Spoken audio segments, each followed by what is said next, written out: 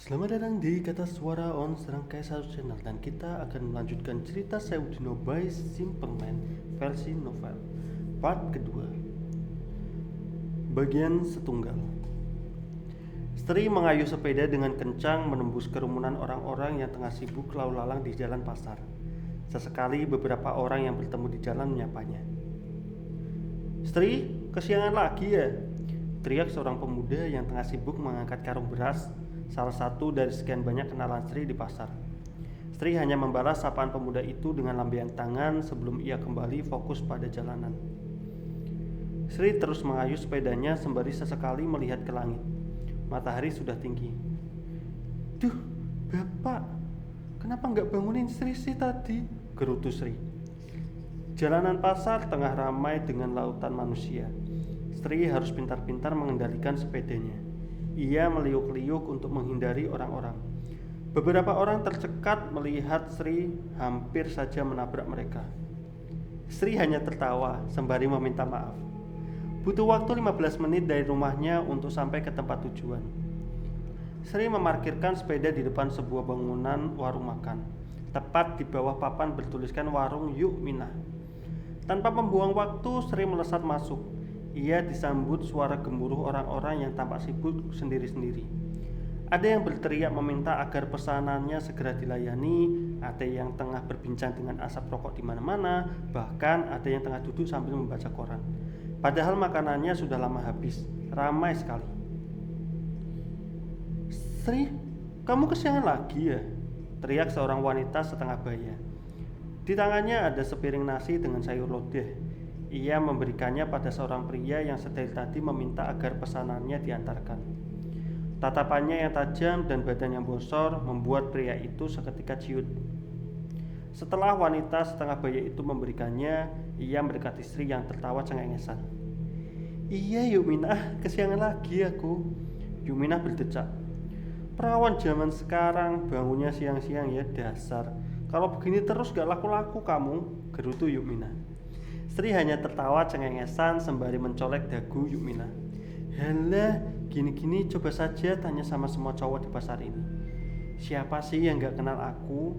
Sri Rahayu, anak dari Pak Jarmiko," ucap Sri menyombongkan diri. Yukmina tersenyum geli sembari melihat Sri yang berkacak pinggang. "Memang paling pinter kamu Sri," Yukmina mencubit pipi Sri. "Sudah cepat masuk dapur, bantuin keribu itu di belakang. Anterin makanan ke orang-orang beringas ini. Pagi-pagi sudah banyak sekali sopir mampir." Yuminah melihat seantero warungnya dipenuhi sopir truk yang biasa datang sarapan. "Siap bos," kata Sri bersemangat. Sri bergegas melesat masuk ke dapur. Di sana ada pegawai lain sekaligus rekan kerjanya, si keribu. Pria jangkung kurus berkulit sawo matang dengan rambut berantakan yang tidak pernah disisir. Penampilannya yang amburadul itulah yang membuatnya dijuluki si keribu. Ia nyengir melihat Sri masuk ke dapur. Ia sempat mendengar Yukminah menegur. "Halah dasar Sri, jam berapa ini? Makanya jangan kebanyakan begadang." "Begadang dasmu kui," sahut Sri yang membuat Sri "Begadang dasmu kui," sahut Sri yang membuat si keribu tambah nyengir. Sambil berbicara, tangan Sri dengan cekatan mengambil piring, menciduk nasi dan kuah sayur asem. "Aku tuh semalam bantuin Mbok Jami buat jamu, lumayan uangnya buat tambahan hidup." Si keribu menanggapi Sri dengan cengiran yang semakin lebar, membuat Sri ikut nyengir juga. Dari dulu si keribu memang sudah menaruh kagum dengan semangat kerja Sri untuk mencari uang demi anggota keluarga satu-satunya, bapaknya. "Memang pekerja keras sekali kamu Sri. Andai saja aku belum nikah udah aku lamar kamu," goda si keribu. "Halah," kata Sri, "lamar-lamar tak aduin Mbak Ipah di rumah mati kamu." Mendengar itu si keribu tidak lagi tersenyum. Mimik wajahnya menjadi tegang. "Sojo Sri, bercanda tadi. Lagi pula mana mungkin aku bisa ngelamar kamu. Udah 3 tahun aku di sini, utang ke Mbok Parmi aja belum lunas sampai sekarang." Sri hanya tersenyum pada rekannya. Ia melihatnya seperti kakak sendiri karena terkadang Sri merasa kesepian hidup berdua dengan bapak tanpa merasakan kasih sayang saudara apalagi ibu. "Dah, aku mau antar pesanan dulu ya." Di tengah keramaian warung, Sri memikirkan kalimat si keribu barusan. Bila dipikir-pikir sudah genap 1 tahun Sri bekerja di sini. Lebih singkat masanya dibanding si keribu. Sebagai anak lulusan SD, diterima oleh Yukmina untuk membantu menjalankan warungnya sebenarnya merupakan keberuntungan tersendiri baginya. Namun seiring berjalan waktu, ia merasa upah yang ia terima tak lagi mampu menopang biaya hidupnya. Apakah ia akan terus seperti si keribu yang nasibnya tak kunjung berubah? Sri menaruh sayur bening ke piring sembari mendesah lirih. Ia memang harus mengalah, mulai pelan-pelan menerima garis nasibnya. Toh rezeki sudah ada yang atur. Sri meletakkan piring di meja seorang lelaki yang tengah duduk membaca koran. Ia terdiam sejenak mengawasi lelaki berpakaian compang-camping di depannya ini. Wajahnya dipenuhi janggut. Topi caping coklat membuat tampilannya seperti seorang pemulung. Ada apa ya, Mbak? Lelaki itu bersuara. Sri tersentak sebelum tersenyum tidak enak. Nggak apa-apa, Pak, monggo dimakan. Sri meninggalkannya lalu menyiapkan pesanan lain. Namun entah kenapa penampilan lelaki yang begitu nyentrik barusan mengganggu pikirannya. Sri pernah melihat sopir yang lebih parah tampilannya, tetapi lelaki itu tidak seperti sopir kebanyakan. Ia pun mengawasi lelaki itu dari jauh. Ia makan dengan lahap seperti orang yang belum makan 3 hari. Lelaki itu menghabiskan sepiring nasi dalam waktu sekejap saja. Mbak, teriak lelaki itu. Sri tersentak. Apa ia merasa diperhatikan olehnya? Sri pun mendekatinya dengan ragu. Ada apa ya, Pak? Tanyanya. Ini, saya nggak mau teh, bisa diganti air putih saja, pinta lelaki itu. Sri mengangguk. Ia membawa gelas teh tersebut ke belakang lalu kembali dengan segelas air putih. Anehnya, Sri melihat lelaki itu hanya menghabiskan nasi dan sayur bening di piring tanpa menyentuh lauk pauk. Bahkan, ia juga menyingkirkan sayur hijau. Sri pernah mendengar bahwa bila ada seseorang yang hanya menghabiskan nasi tanpa menyentuh lauk, biasanya ia sedang menjalankan puasa mutih. Sri tertegun sejenak menatap lelaki itu. Mengamatinya apakah ia sedang menjalankan puasa mutih itu. Kamu lahir Jumat Kliwon ya, Mbak? Tanya lelaki itu tiba-tiba. Sri tak siap mendengarnya. Pertanyaannya sangat aneh. Sekalipun Sri memang benar lahir pada Jumat Kliwon, namun untuk apa ditanyakan? Saya tidak tahu, Pak, sahut Sri sekenanya untuk menghindar. Ia jadi ingat Bapak sering bercerita bahwa Sri itu istimewa karena lahir pada Jumat Kliwon. Bagi orang Jawa, lahir pada Jumat Kliwon itu anugerah karena hari itu dipercaya memiliki makna filosofis orang pilihan. Pilihan untuk apa Sri tidak pernah mengerti, yang pasti sejak kecil Sri menjadi bahan omongan. Konon kabarnya ia memiliki kemampuan merasakan sesuatu sebelum hal buruk terjadi. Hal itu membuat Bapak kagum sekaligus takut. Saat berusia 5 tahun, Sri seringkali bercerita ke Bapak bila setiap malam ia mendengar suara orang menangis. Rupanya siapa sangka itu adalah pertanda hari kematian ibunya yang segera tiba. Ya sudah, kalau mbaknya nggak mau ngaku, katanya seraya tersenyum. Aroma kamu wangi, Mbak, sewangi bunga wijaya kusuma. Tak banyak orang yang memiliki aroma seperti itu dalam tubuhnya. Karena orang yang punya aroma seperti itu biasanya hanya orang yang lahir pada Jumat Kliwon. Saya juga lahir Jumat Kliwon. Sri kaget. Ia tidak merasa menggunakan wewangian apapun. Kalaupun ia memakai wewangian, paling-paling hanya menggunakan sabun biasa. Saya nggak pakai minyak wangi kok, Pak.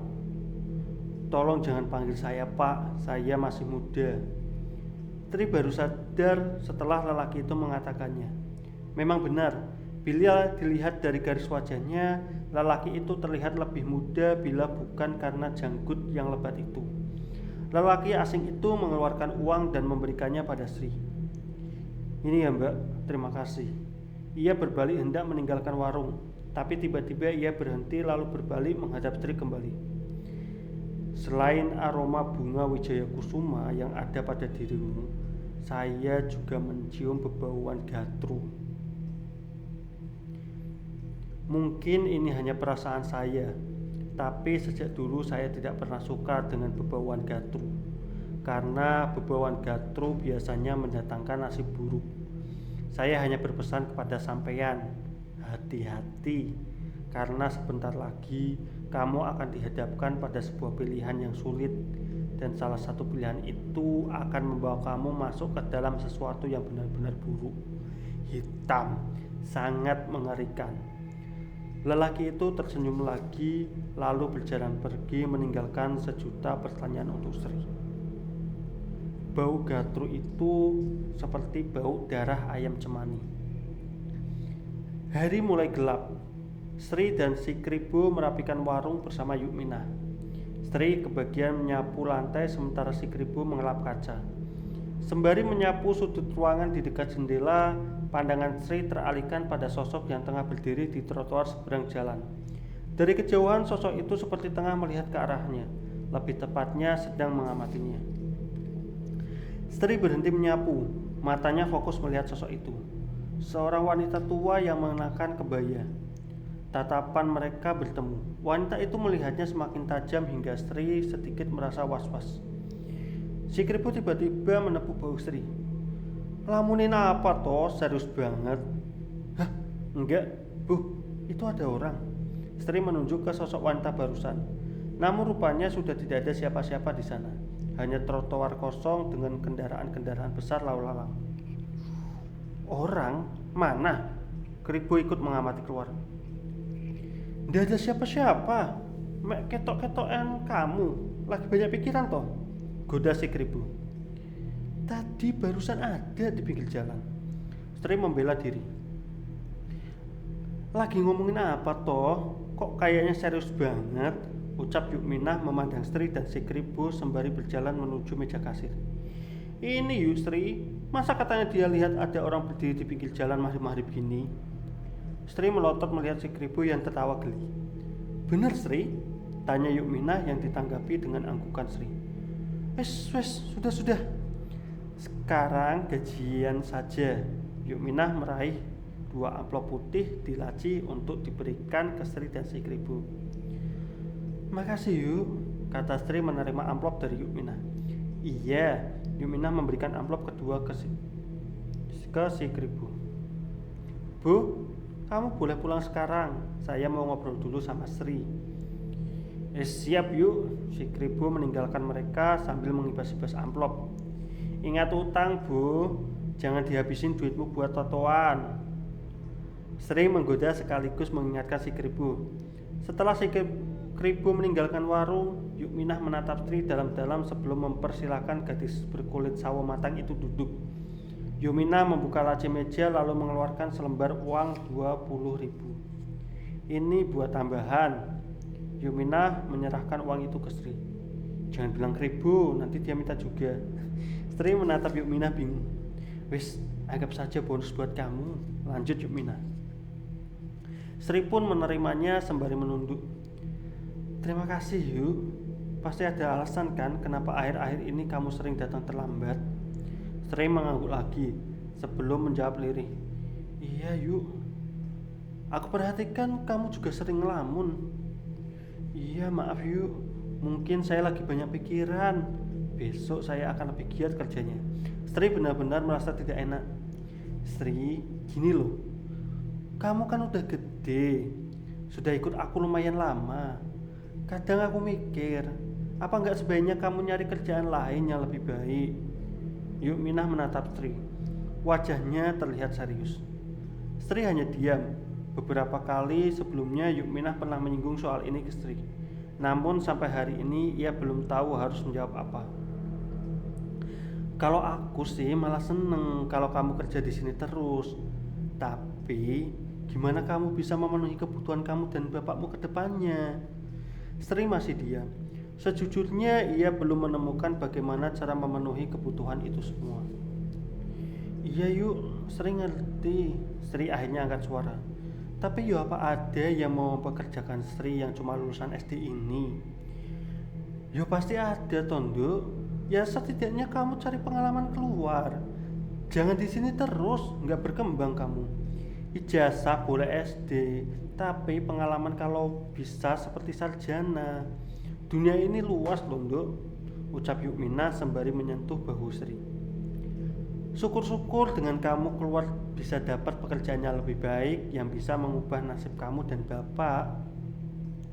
Sri menatap Yukminah sebelum memeluknya. Terima kasih ya Yuk, saya minta waktu diskusikan ini ke Bapak. Malam itu Sri pulang dengan perasaan campur aduk. Saat kakinya berhenti mengayuh di turunan, pikirannya berputar lebih cepat dari roda sepedanya. Yukminah memang selalu berkata bijak. Namun apa iya jika ia keluar dari warung ada jalan yang lebih baik untuknya? Atau malah justru yang akan ia temui adalah jalan tanjakan yang panjang tiada akhir.